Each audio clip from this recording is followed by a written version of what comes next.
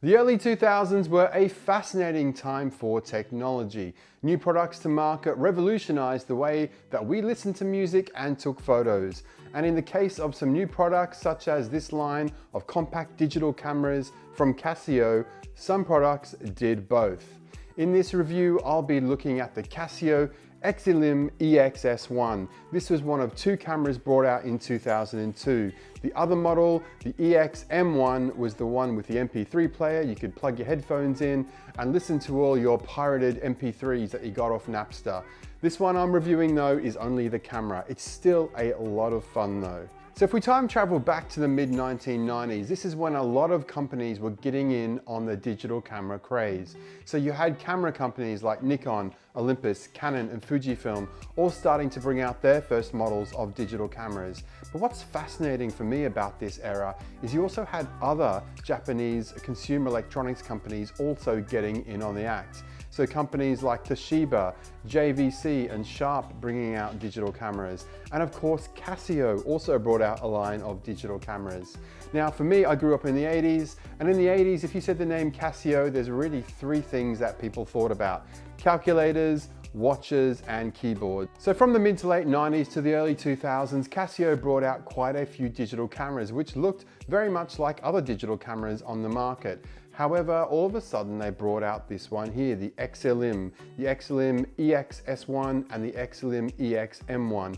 What you notice about these cameras is just how incredibly tiny it is. I mean, this thing is barely as big as a credit card. It's a little bit thicker than a credit card, but it is absolutely tiny and it is truly a pocketable camera. The camera weighs just over 100 grams, which is around 3.5 ounces. And what I find absolutely fascinating about this technology is, have a look on the front here.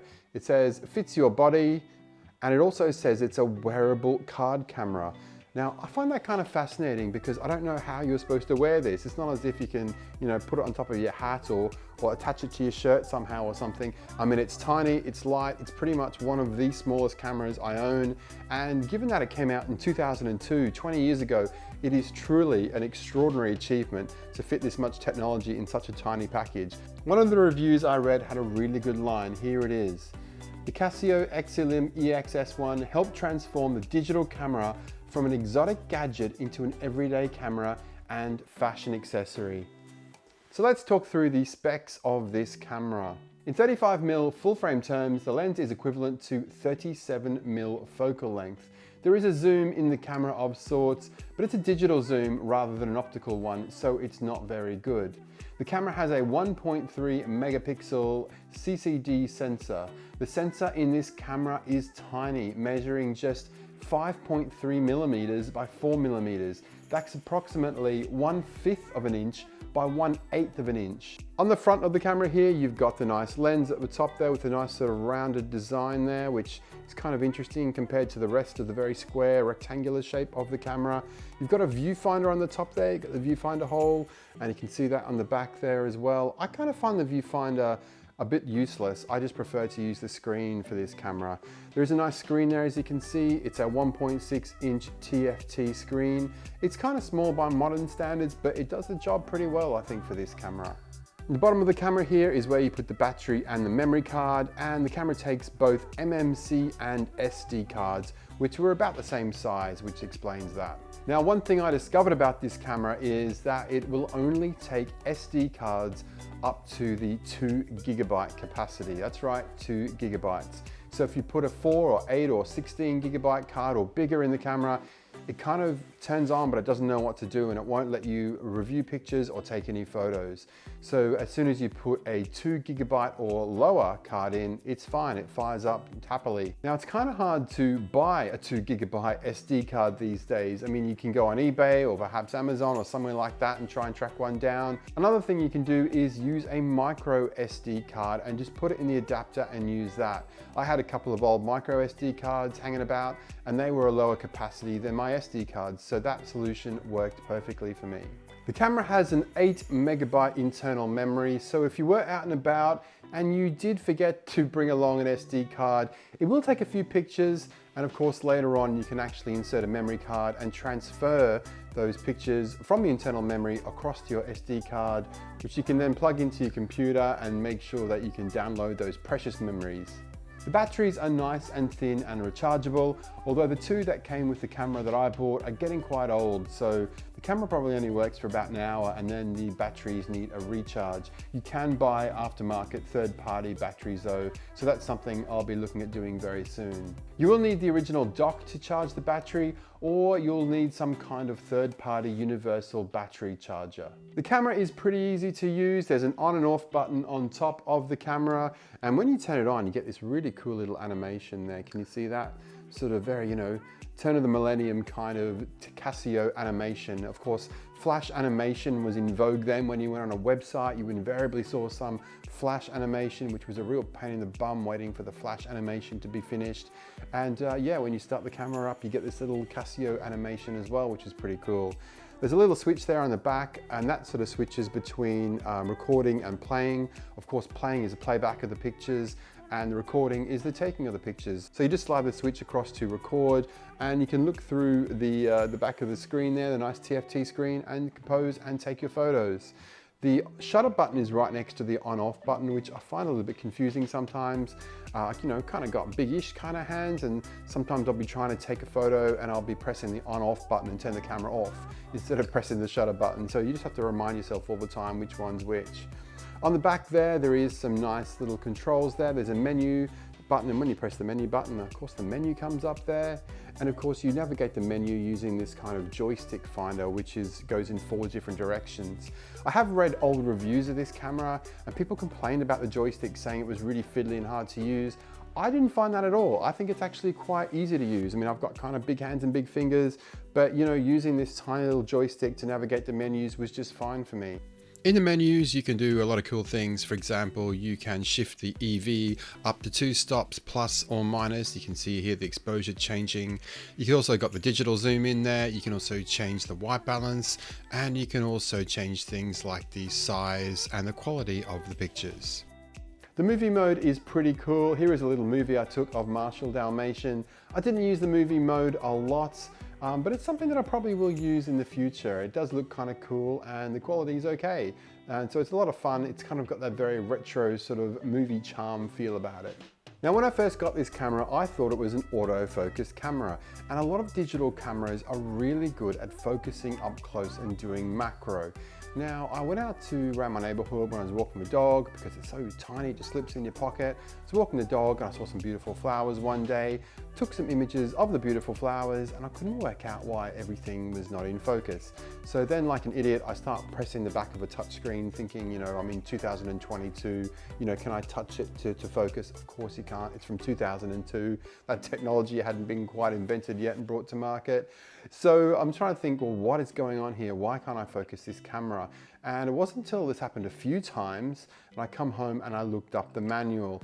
The camera is a fixed focus camera. Okay, there's no autofocus in this, it's fixed focus. So if you're thinking about film cameras, there are some film cameras you can buy back in the old days that say fixed focus on the front, and everything from say 2 feet, 60 centimeters to infinity is gonna be in focus.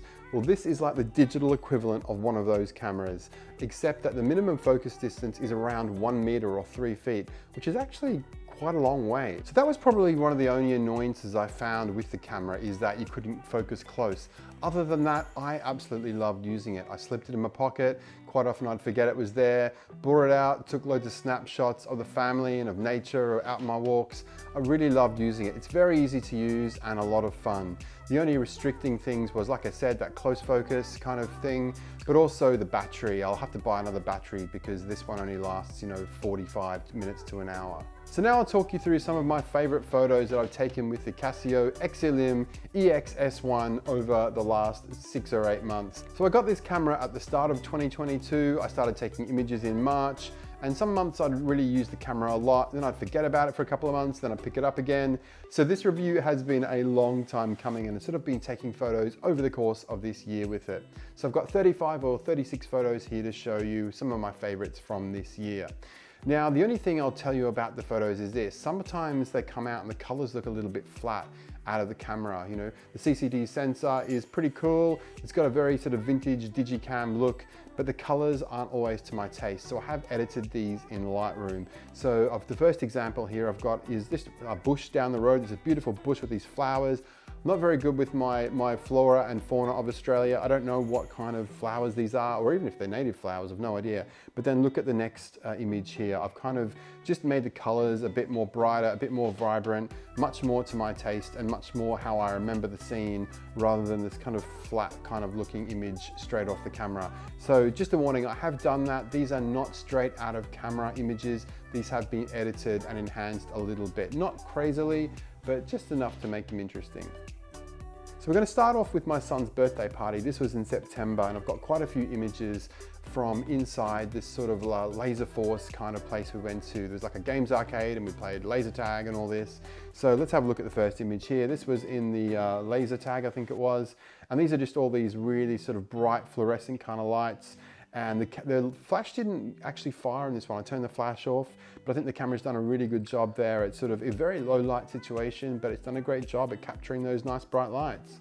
The next one was just some sort of strip lighting as we walked through the kind of like the maze in the dark. And I just loved the colors of the blue here and the red and the black. So I took an image of that, and I think that's come out really well. The next one is in the games arcade, and it's just a close-up of one of the games there. It says time up. And I think that one was with flash on. Here is a prize sort of prize game thing. I don't know what you call it, but there's all these balls with numbers in. I think it was a claw, and the claw come down and you had to try and get the balls with the big prize points on or something. But I just really liked the colors of all the balls here. I think they look great. It looks really cool. Lovely sort of image there. The next one is some kind of game where you had to throw a ball up into these hoops. And yeah, I really love this kind of blue neon sort of lights of this one. I think it looks fantastic. I think it looks really good. And again, this is without a flash. And yeah, I think the camera's done really well in the low light situation here. Here is my son. He is playing, what's he playing? Air hockey in his Guff t-shirt. Guff is a character, or Goof as we call him, is a character from Fortnite. So there's my son. The flash has done a great job there. A little onboard flash, does a fantastic job. It was quite sort of dark, but it's lit him up really well. And I really like the colors in the background there, all those kind of neon lights and bright colors and stuff. Looks cool. The next one is another game, and it says amazing. I think that looks really amazing. Next one is some kind of game. I don't even know what it was. I just really like the colors and the shapes for that one. And the last three images are just more games here at the games arcade. You've got something with all like numbers on it, and there's another close-up shot of it there.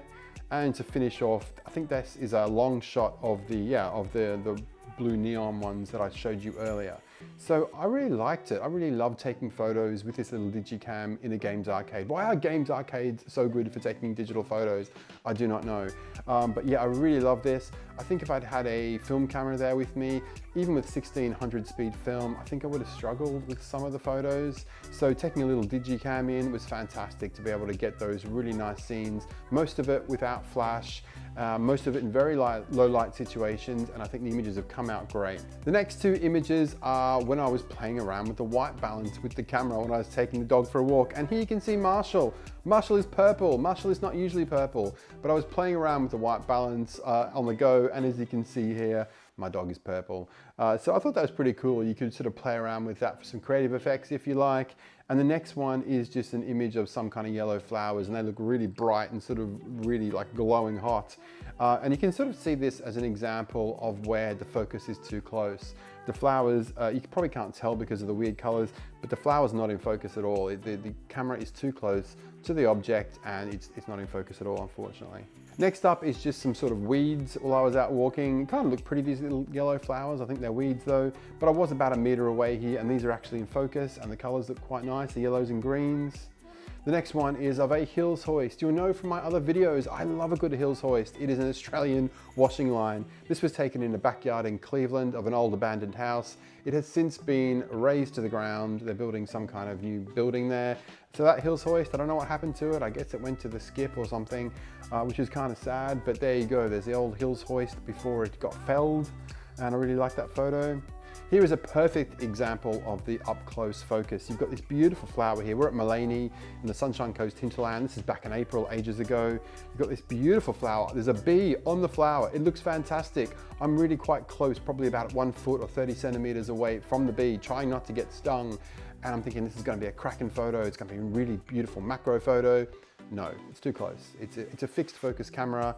It just doesn't work. You can see the flowers in the background look really good and in focus, but that one in the foreground with the bee, complete blur. Here are the same set of flowers.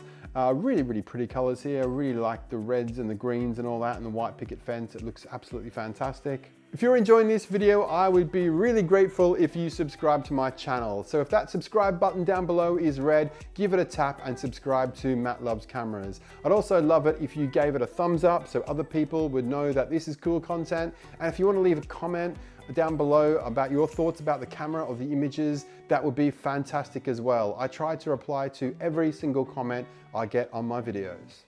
And if you love my content, you can also buy me a coffee. There's information on how to do that in the video description, and I give my coffee donation people a shout out in my videos. The next one, we're in another games arcade, can you believe? Yes, I like taking my Digicam to the games arcades, what can I say? This was back in April though for my wife's birthday, and this is just a blurry shot of some sort of machines. I really like it though, even though it's kind of blurry and there's like a slow shutter speed. Yeah, I really like this. The camera can take images of shutter speeds of a few seconds right up to 1/8,000th of a second. And the interesting thing is, looking through all the EXIF data through Lightroom when I imported these photos, the camera seems to really like really high shutter speeds, like 1/8,000th of a second, or it seems to like really low shutter speeds, like 1/45th of a second, 1/80th, 1/60th, or in the case of this was probably about half a second or something like that. So it's really interesting. It's got such a wide range of shutter speeds. The next one is of my beautiful family. I've got the flash on here. This is in the games arcade. I think they look great. I think it looks absolutely fantastic. The next one here is on the beach at Noosa. Yes, you'll know, you've heard about Noosa if you listen to the wonderful film photography video chat show Analog Hour, which is the world's favorite film photography video chat show hosted by Matt Murray and Lucy Lumen. It takes place on Lucy's Analog Adventures YouTube channel. I can't remember what her channel's called, even though she's one of my BFFs. But there you go, make sure you check that out, Analog Hour on Lucy's channel. It's a lot of fun and we talk a lot of nonsense. And there's a sort of a running gag about Noosa on here. But this is back in Noosa, on the beach in Noosa in April for my wife's birthday. And the colors here look fantastic. I think they almost look like film-like in this kind of image, with the right light. In some images you'll see coming up, the images aren't very flattering, but this one here with the sun behind me, it looks absolutely fantastic. The trees here look really nice, the palm trees. They you can sort of see what that CCD sensor's like though, just around the fringes of those palm trees. The image isn't that crisp, it kind of breaks down a little bit and gets a little bit, 2002-ish, doesn't it? But I still like that, I think the colors look good, and that's a nice image. The next one again is on the beach here at Noosa, and I really love this one. I think the colors, I have enhanced them like I said in Lightroom a little bit, but I think the colors and everything, this looks classic to me. This could be any time in the last 30, 40, 50 years. I think it looks really, really nice, this image, and the camera's done a great job. Looking into the sun the other way, looking north, you can sort of see, we're definitely working with the digital camera here. Look at that flare of the sun. It doesn't look particularly great, does it? But I think it's one of those things that you kind of, trial and error, and you work out what looks good and what doesn't, like any camera. Now the next two images were also taken at the Sunshine Coast. I wasn't really happy with the colors on them. They just looked a bit weird and not very good, so I actually turned these into black and white. Of course, this is the benefit of using Lightroom with your digital photos, right? You can turn them into anything you like. Coming from more of a film background where I've done a lot of film videos on this channel and also had a podcast about film photography, it feels kind of weird, like changing a color photo to black and white, but this is what I've done, because I think it looks way better than the color version. So this is my wife and my son. They've just come out of the sea. They're completely drenched. I think they look absolutely fantastic, and I think that looks like a really nice image there. And this next one here is on the beach at Mooloolaba. And yeah, I just think there's a really beautiful kind of filmic look to this. I mean, there is, of course, with the settings I used, there is a bit of grain added. So, I guess it's kind of a fake film look in a way, but I still think it looks really nice. If someone said to me, they took this on their film camera, I don't think I would, question it. I just think I'd accept it. But I do really like those two black and white images there that I've edited in Lightroom. There's a few more to go here. Here is the Graham's Discount Tire Store. I've taken a gazillion times on all different cameras. I really like that one.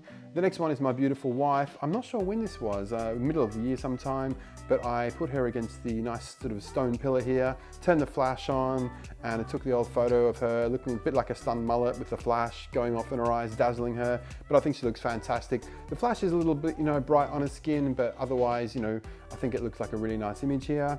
The next image is of some pink trees. I love pink flowers, I love pink trees, and they look fantastic against the blue sky. Now again, I've actually put the two photos here. I've got the straight out of camera JPEG and the enhanced version. So here is the straight out of camera one. It does look a little bit flat, the colors and the contrast. And here is the next one where I've bumped up the vibrance and the contrast and a few other things. And look at that, I think it looks absolutely fantastic, this edited version, if I do say so myself. But you can see here, it just looks automatically much more sort of filmic, much more like a film camera.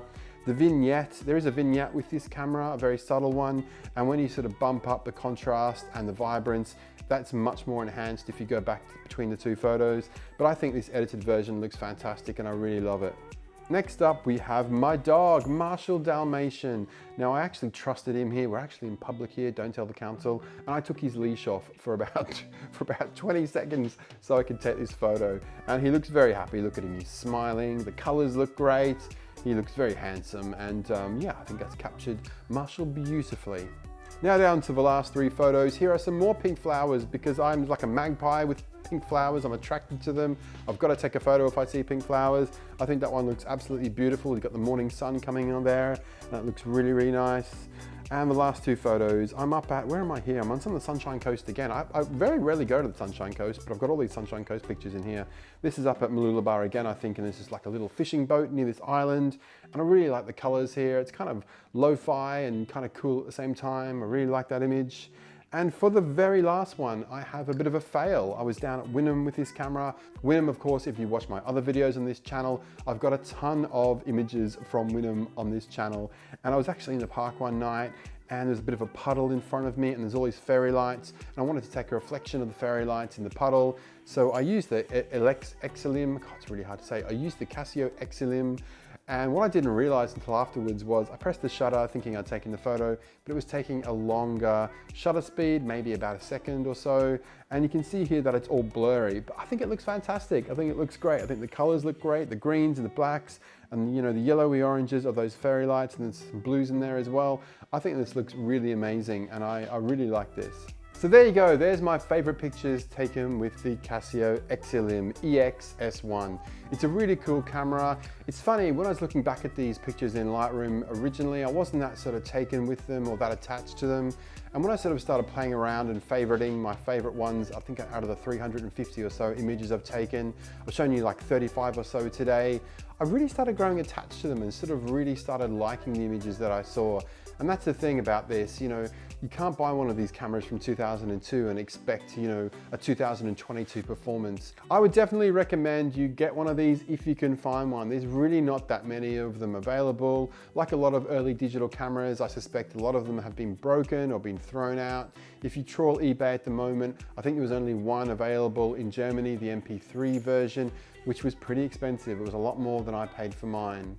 So that's it for my review of the Casio Exilim EX-S1, an amazing tiny vintage Digicam from 2002.